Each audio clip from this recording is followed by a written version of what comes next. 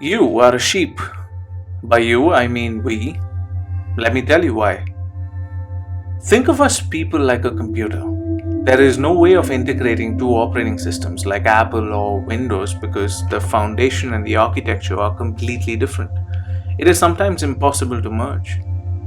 We have such underlying softwares or operating systems in our daily lives as well, and we give it many different names like culture, religion, way of life, identities, whether you're transgender, gay, or even your social status.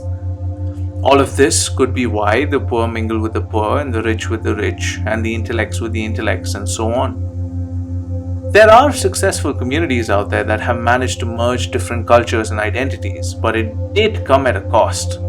Maybe that's why Thomas Jefferson called it the pursuit of happiness, because when different cultures or ways of life mix, it always causes friction, and happiness is scarce and is then eventually pursued. I'm going to distill these societal operating systems further down to just habits and behaviors. Simply put, it's how we interact with our environmental stimuli on a daily basis.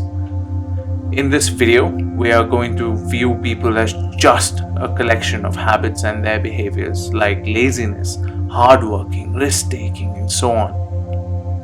Through this lens, we can now observe certain clotting patterns, like how people who have a habit of worrying about debt always end up in debt, and the ones obsessed with success will always eventually succeed, and his friends and environment would be synonymous to him. Simply put, we are all like clothing brands in a shopping mall. Some are expensive, some are cheap, some are fake, some last long while others just ruin faster.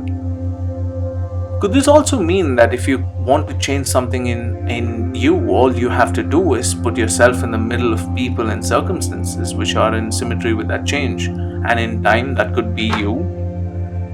If we are what we eat, then why can't we also be the summation of all the habits and behaviors of people that we keep around us? Now, take a moment to think of the ones close to you. Don't you all have the same ways of thinking? After all, isn't that what we mean when we say that they are not our kind of people or that there is nothing in common with them? This is the basic fundamental fulfillment criteria before letting someone into anyone's life. Observing this, in 1545, William Turner came up with the expression birds of a feather flock together. It's a proverb that is carved deep within us. And all it takes is a second of self reflection, and you realize that things could actually be this simple, that life is just a pattern and it could be put into equations that run the modern society we see today. We are surrounded by such invisible societal equations, and one such equation is send the child to school, do well in your exams, get into a good college, graduate with honors, get a good job with a high starting salary, then get married, settle down, have a child, think of his future, and when he is of age, send him to school, and the equation is passed on to the next generation. This is the precise notion of success for the average family in this world: domestication. Now let's see if we can draw a few parallels between us and the world we live in, and we find that it is no different. Our planet is full of such profound and precise equations. Look at gravity, time, and speed. The equations between them enable planes and rockets to maneuver with pinpoint precision and accuracy using invisible route maps in the sky. Look at the precise movement of an electron around an atom. A different movement and you have a completely different element. So one can conclude that we have modeled our existence around what the world does, converting life into a simple set of equations. Using these societal equations, we are producing a conveyor belt of average domesticated people. Our cities are the barn of life, and a barn is simple and a happy place until the lone wolf steps in. And unlike the barn animals, the lone wolf has no rules. He operates on equations that are unique to him, his instincts. His instinct is to take it all and not coexist. The big game, he is the consumer.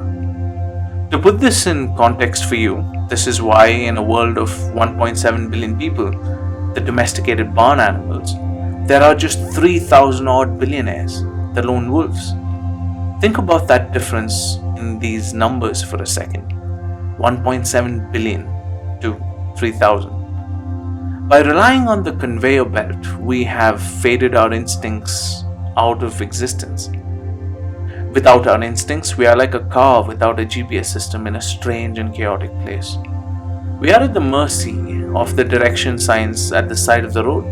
All it takes is someone to change the direction it points to, and you are easily manipulated, resulting in loss of direction and control. That is why existential crisis is mostly a middle class issue. Instincts aren't some esoteric, Kabbalistic, mystical feature or spidey senses that the elite of us can have. Our instincts have helped us thrive past the extinction of millions of species and placed us on top of the food chain. It is a scientific code of wisdom that is programmed into the very fibers of our DNA and passed down from generation to generation for millions of years. Why else do babies automatically hold their breath when their heads are submerged underwater? This is called the diving reflex or the baby cardiac response, where the baby's heart rate slows, helping them to conserve oxygen. Scientists link this to our ancient marine origins. Then, as adults, why don't we rely on our instincts? Because when we were babies, we had an assortment of such intuitive reflexes that we lose later in development, as our brains gradually take the reins in matters of survival. Simply put, we become creatures of habit, drawn to the safety and comfort of the familiar. Our brain directs us to the paths that are known, and known paths leads few mistakes, and that makes societal equations a logical choice for survival. So we shut off our instincts as we are scared of the unknown. But let me ask you something.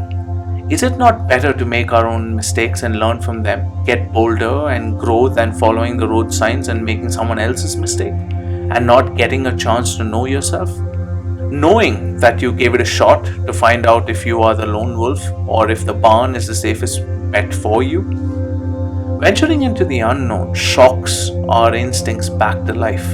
So take that step and keep at it. For all you know, you might just unlock yourself. When you come to think about it, this world is a very funny place with a lot of opinions and suggestions. Everyone you know knows better for you than you. Your religion knows better for you. Your fortune teller knows better for you.